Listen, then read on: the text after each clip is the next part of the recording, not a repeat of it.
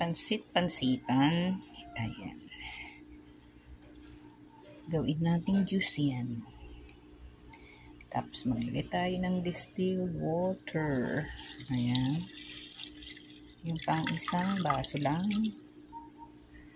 Siyempre, takpan natin.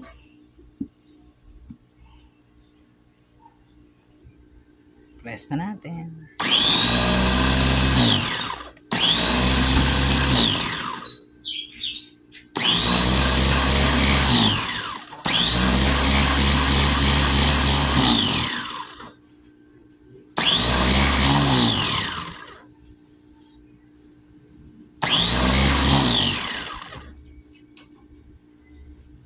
Ayan, nagiging juice na siya.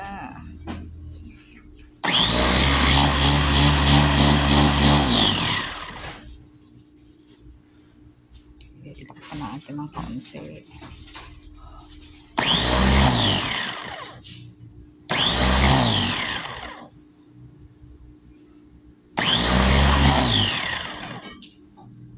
Tignan natin kung wala nang. So, mayroon pa siya. Diretso lang natin.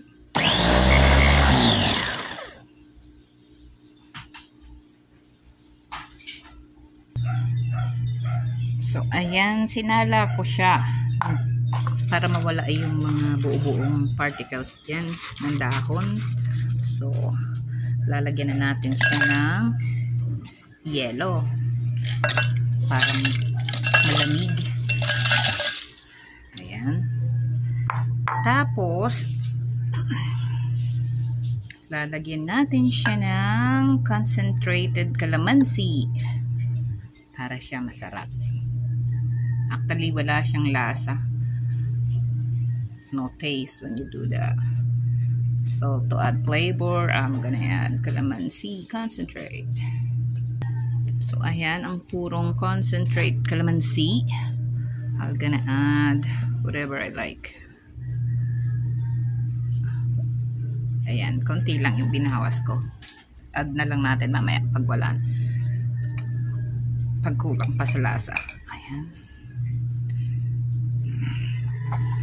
Takpan natin.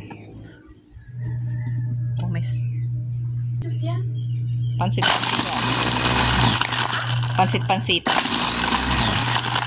Of course, may calamansi concentrate. O, diba? Tapos may yelo. Okay.